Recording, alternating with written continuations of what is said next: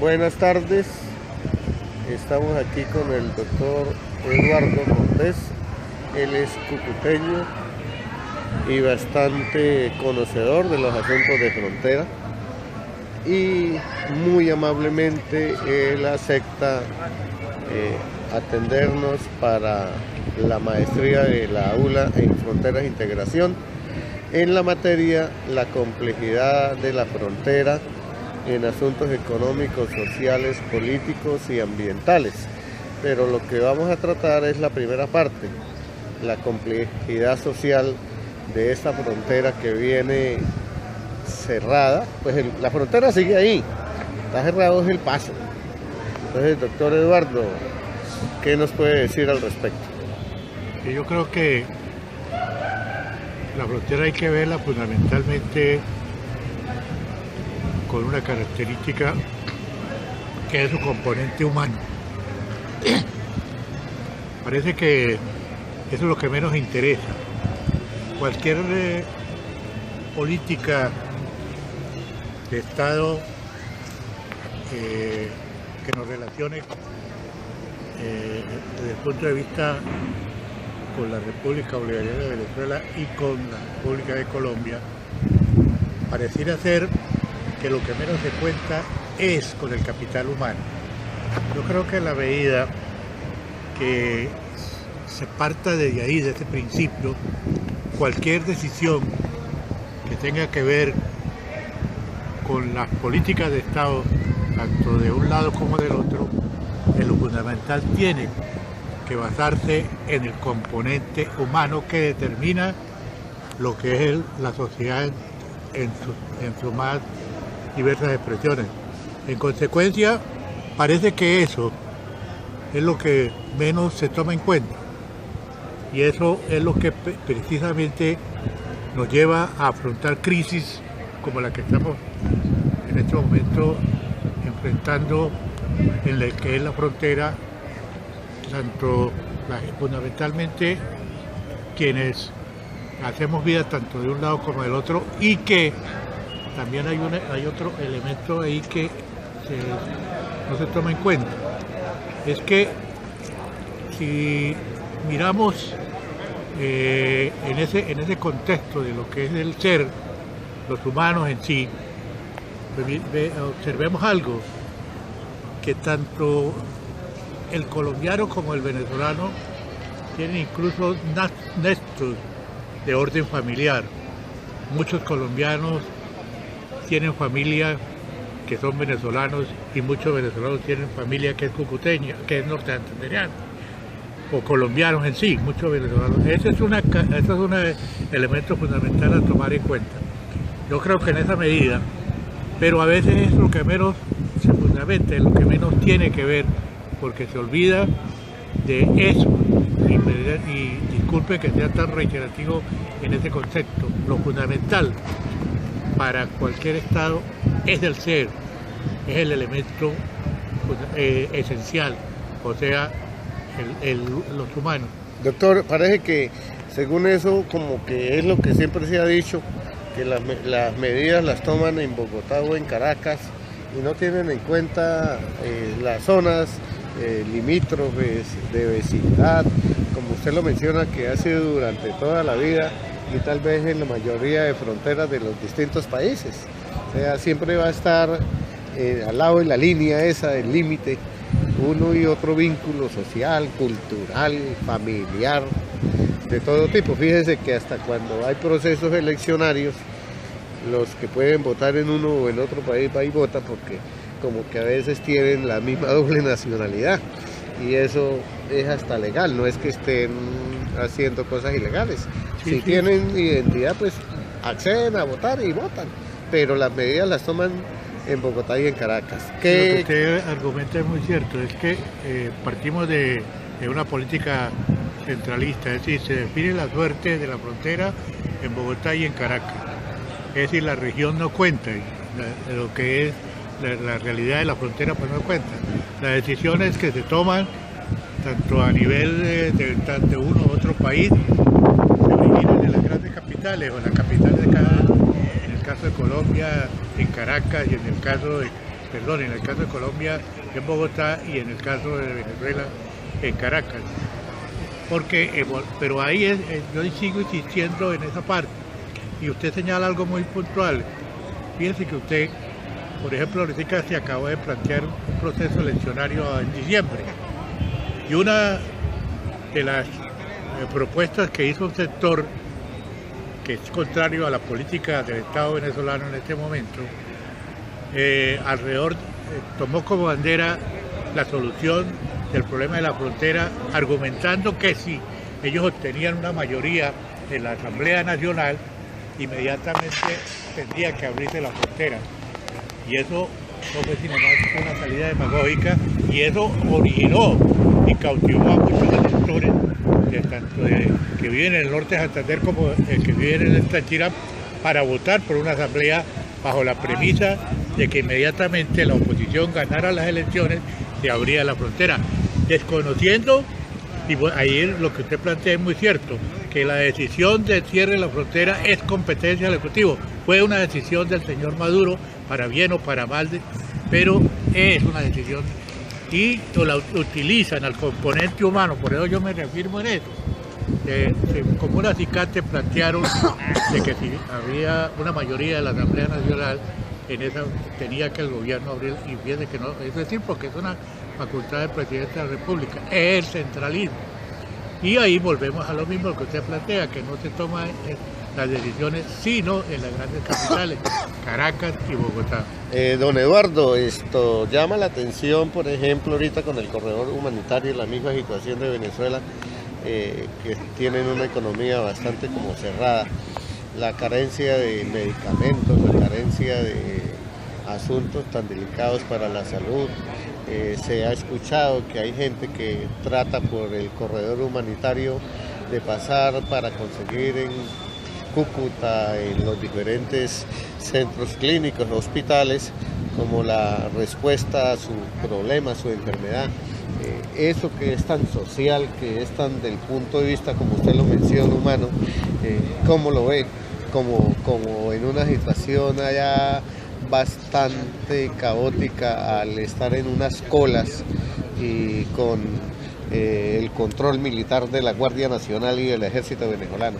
De verdad que estar uno en esa situación de enfermo, del otro lado sí bastante crítico. Sí, mire, lo que pasa es que esto es un problema realmente. El gobierno venezolano argumenta que está enfrentando una guerra económica, que hay sectores que se confabularon para crear toda una crisis de orden alimentario y de salud, para desestabilizar y hacer de Venezuela un país ingobernable. Pero hay una reflexión que yo me permito hacer en este momento. Las campañas mediáticas ejercen un papel de distorsión sobre una realidad. Yo hago esta interrogante. En esa campaña que hay una campaña que hay contra el país, contra Venezuela, es decir, de no solamente a ver los aspectos negativos, que el mismo Estado reconoce que tiene problemas y que está en la búsqueda de solucionarlo, el Estado venezolano, digo yo. Pero resulta que en esa campaña mediática, de lo que usted acaba de señalar, en lo que tiene que ver con la salud, yo me imagino que en el caso de Venezuela, si hubiese un niño que se hubiese muerto de inanición en Venezuela, la campaña mediática sería una cosa terrible. Y nos enajenamos de una realidad nuestra, como es la muerte de los niños en La Guajira por inanición. En Venezuela no se ha conocido, ni siquiera los contradictores han tenido el argumento para salir a decir, por supuesto que hay, porque es un país que tiene, es decir, está enfrentando una política en el afán de que se convierta en un país ingobernable, y en consecuencia pues un recurso es ese, que era una situación económica difícil. Pero yo también digo una cosa muy elemental, un razonamiento muy simple: si no hay comida, ¿para qué la gente hace cola? ¿Cuál es la razón para yo estar en una cola si sé que no hay comida? Y a mí, que hasta donde yo sepa, nadie se ha muerto de hambre en Venezuela. Nadie se ha muerto de hambre en Venezuela. Y hasta hace muy poco, incluso de aquí del caso de Cúcuta, la gente iba a San Antonio y a Ureña y a San Cristóbal en busca de salud, porque allá el gobierno ofrece unos servicios en ese sentido totalmente gratis. Es decir, donde no se le cobra al paciente por la atención médica, ¿no? Hay una serie de aspectos que son realmente muy interesantes, ¿no? Por ejemplo, se dice estadísticamente por organismos internacionales, por la FAO y por otros, que en Venezuela hay una situación totalmente distinta a la que se nos pretende que nosotros la relacionemos cuando no corresponde. Es decir, es que ese es un problema realmente muy complejo y muy difícil, ¿no? Y por supuesto que es un tema, por ejemplo, solamente el caso de la salud, pues observemos esa situación, ¿no? Ellos argumentan que sí, que están afrontando el Estado venezolano, pero miren, yo lo voy a señalar un caso muy puntual. Un amigo mío que vive aquí en la ciudad de Cúcuta, necesita un remedio que tiene un costo en Colombia de 180.000 pesos. Tiene un costo en Colombia de 180.000 pesos. Un día incluso, como yo tengo familia en Venezuela, sugirió el favor de que averiguara en Caracas para él mirar de qué forma lograba conseguir esa medicina, que es una medicina costosa. Un día, cual sorpresa, me dice: Eduardo, acompáñeme allí a la parada. Y en una droguería en la parada, ese medicamento que a él le cuesta aquí 180.000 pesos, lo consiguió en la parada, en un tugurio, una cosa que decía que era farmacia, no tenía todas las condiciones para una farmacia.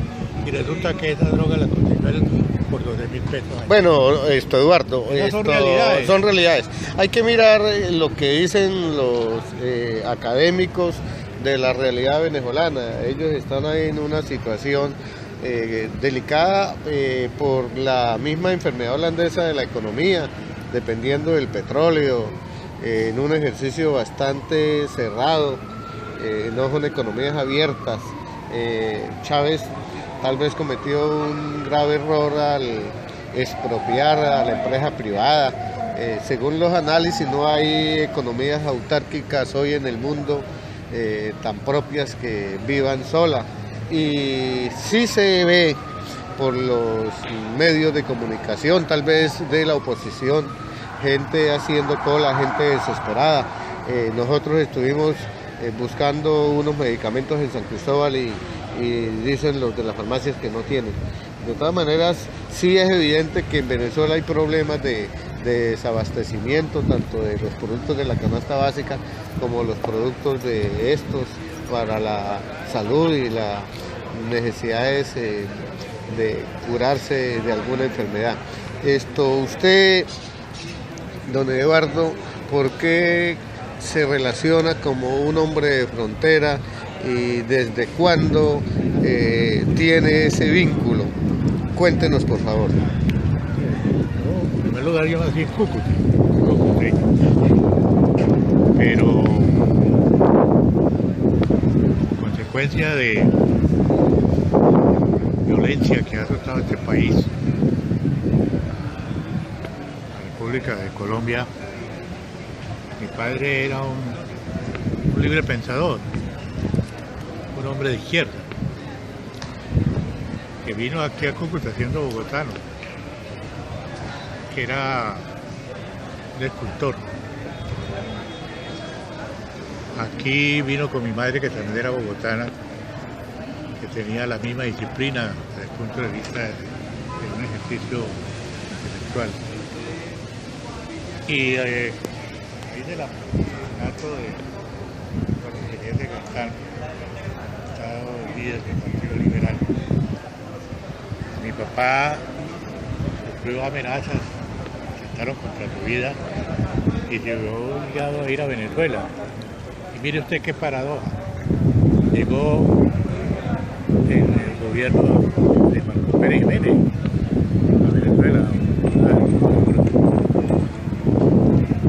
Mucho gusto.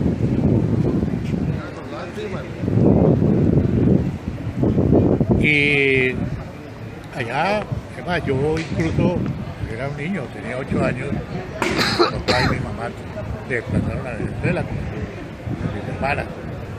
Yo soy el único hijo varón.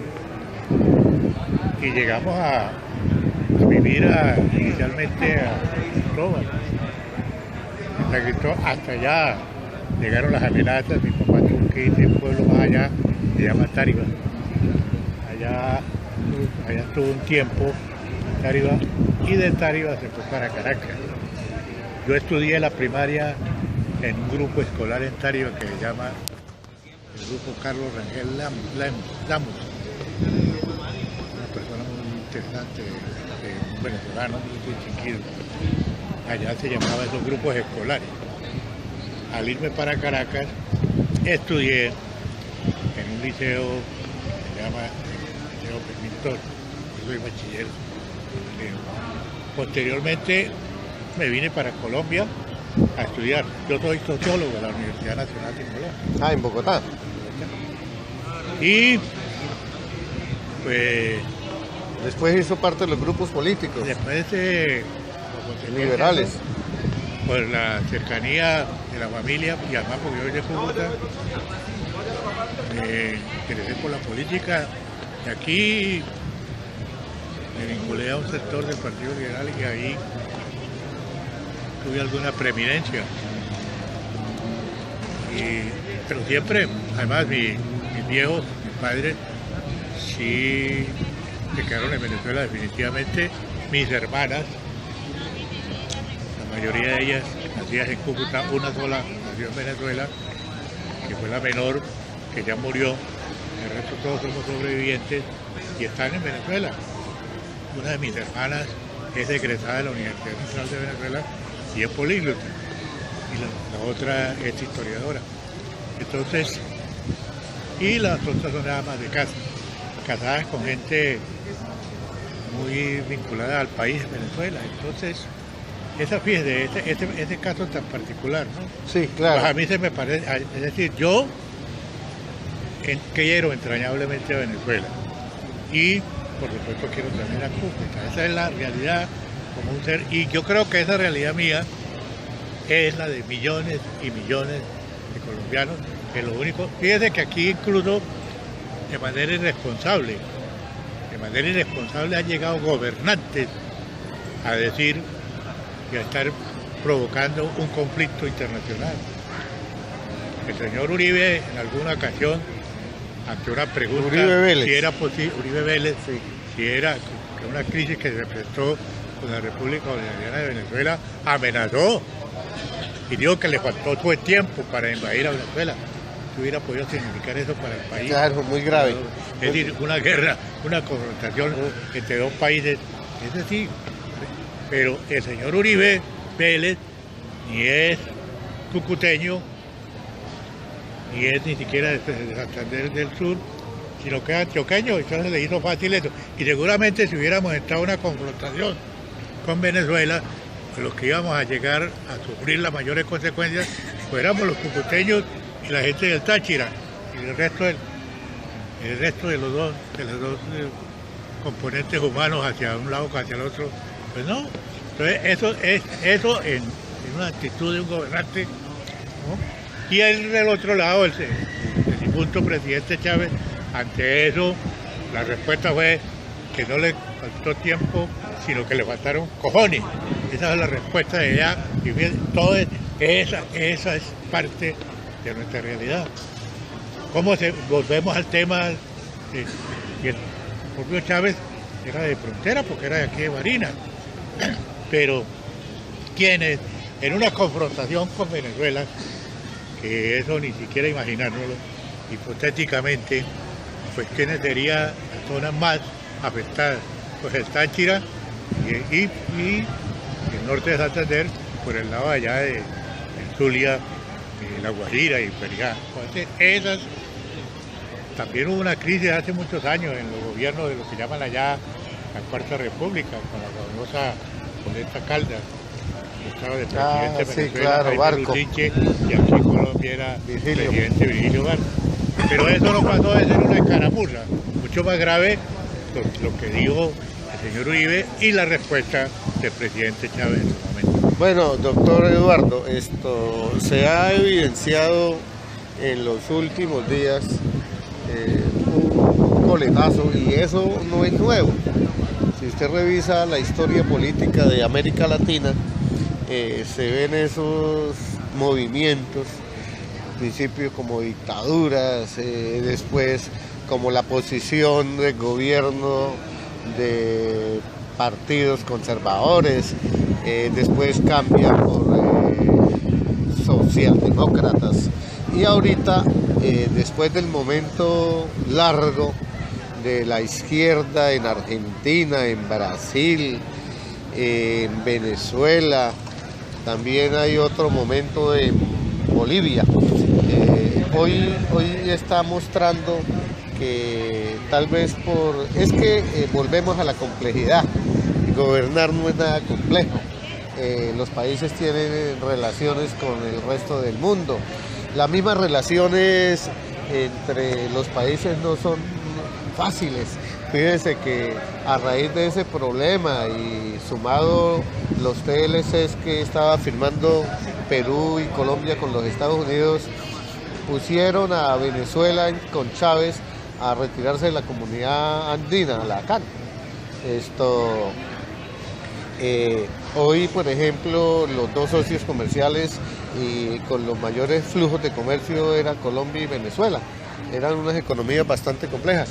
Pero, ¿qué piensa de ese coletazo de la izquierda? Porque los otros no se quedan quietos. Los conservadores buscan cualquier error o si no le generan alguna cosa para hacerles perder el poder. De todas maneras, ¿cómo ve usted el devenir de América Latina con esa situación política cambiante? Mire, hay que situarnos en una realidad. En Venezuela apareció un personaje que incluso hoy los propios adversarios reconocen que asumió un liderazgo que trascendió mucho más allá de su país. Y estoy haciendo referencia a Hugo Rafael Chávez Frías. Insurge con una propuesta en lo fundamental que plantea que había que recuperar como concepto ideológico el pensamiento y la acción del libertador Simón Bolívar.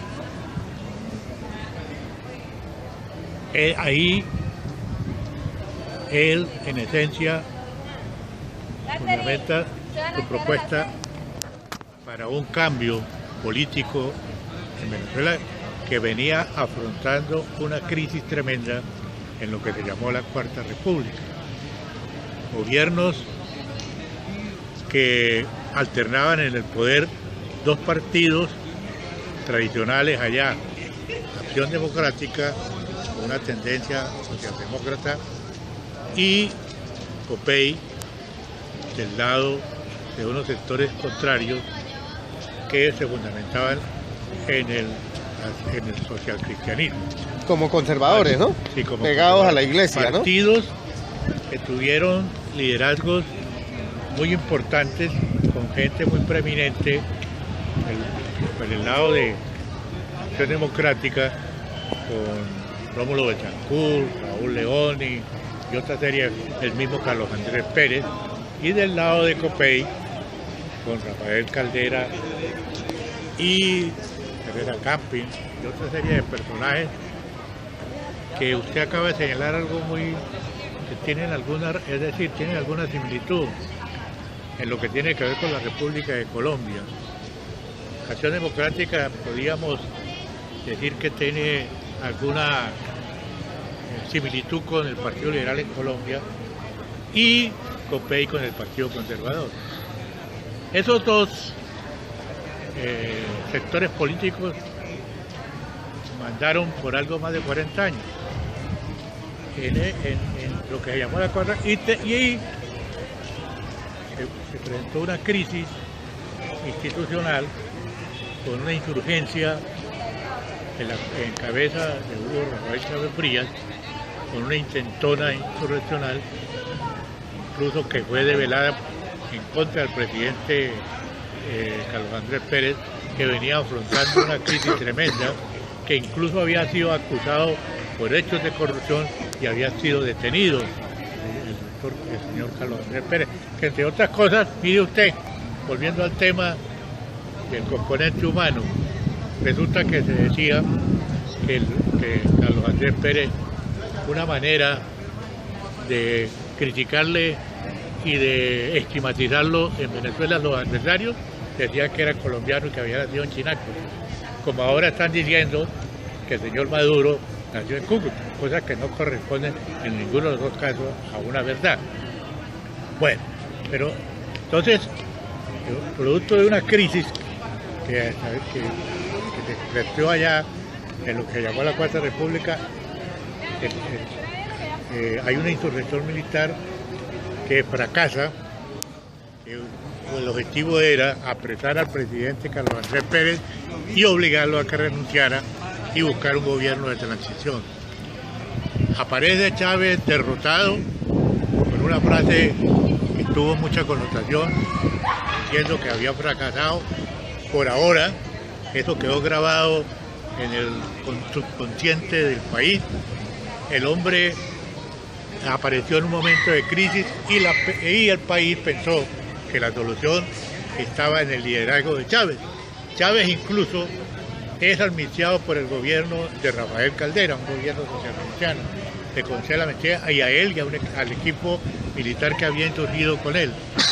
Y a la primera de cambio le sugieren que vaya en la busca de un proceso eleccionario para ser presidente, y en su momento él advertía que no creía en esa salida porque los órganos de control del Estado no le iban a permitir llegar a ser presidente. Incluso en su momento planteó era la abstención, hasta que logran convencerlo de que no era por ahí la cosa, sino que tenía que buscar, dado que se había logrado concitar alrededor de su ser y de su proyecto político un accionar distinto, la posibilidad de llegar a ser presidente. Pero mira, hay algo también muy interesante.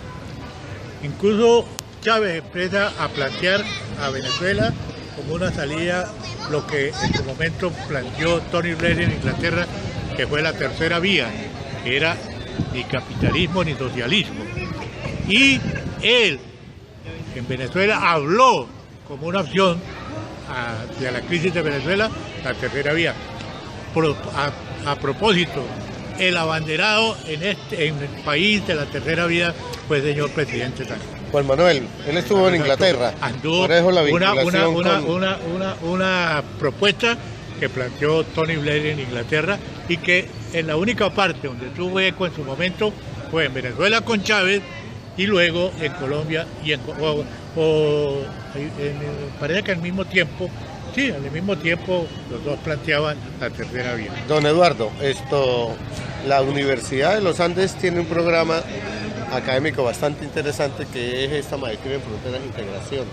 Ellos vienen desarrollando desde las ciencias sociales, es la quinta corte. Comparar con las otras universidades aquí de la frontera no es fácil, sin embargo la Francisco de Paula o la Universidad de Pamplona no han tenido, a pesar de la importancia de los programas de pregrado, un objetivo como esos tan claro.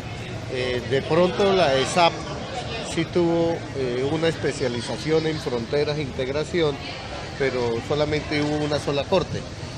A raíz del convenio de la ESAP y la ULA, nosotros fuimos aceptados para participar como estudiantes. Antes de nosotros también hubo colombianos que fueron estudiar y a compartir, porque se le ha dicho a los docentes de la universidad y a los mismos estudiantes venezolanos que qué tal una maestría de fronteras e integración ellos solos. Hay una parte del derecho comparado.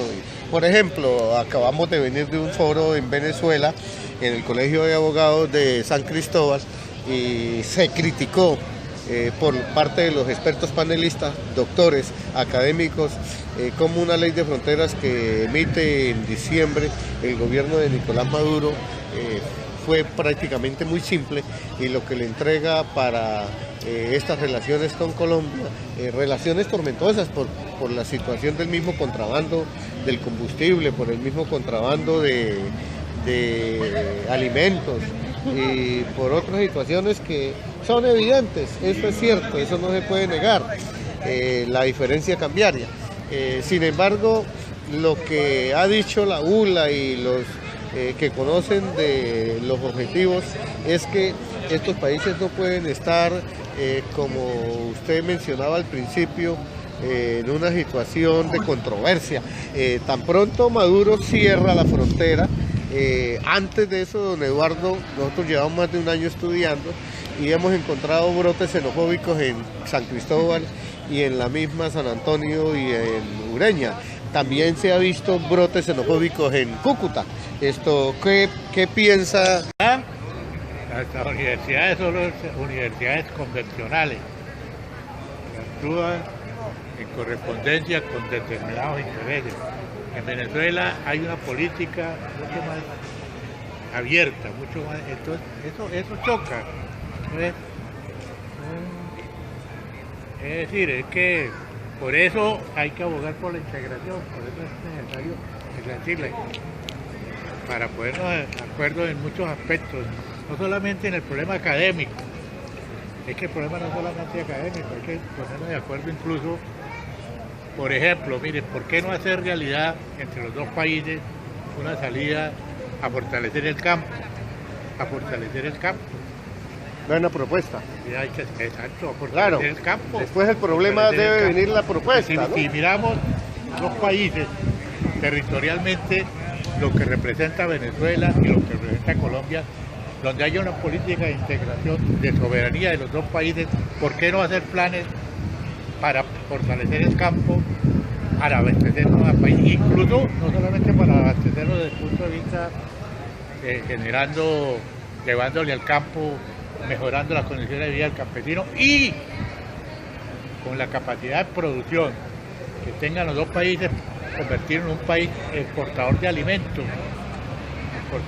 Mire, que la economía colombiana en un momento determinado, su fortaleza estaba en el café, hoy ya no, porque abandonaron los campos, producto de eso es otro tema. ¿Y en Venezuela qué pasó? Ahora hablan ellos de que ya definitivamente hay que saber de la política rentista. Eso lo planteó en su momento un connotado intelectual venezolano que fue candidato a la presidencia, Arturo Dar Pietri.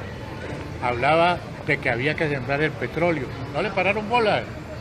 Ahora el gobierno está hablando, y lo reconoció, porque además cuando llegó Chávez, el precio del barril de petróleo estaba a $7 y fue mejorando producto de una cantidad de cosas que se plantearon ahí y llegó a tener un valor de más de 100.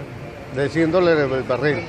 Y ahí viene lo de la enfermedad holandesa. Don Eduardo, usted ya lo ha dicho, de verdad nos pasamos en el tiempo, yo le dije que eran 2 minutos, es una entrevista académica, nos falta pues editar, pero era la tarea.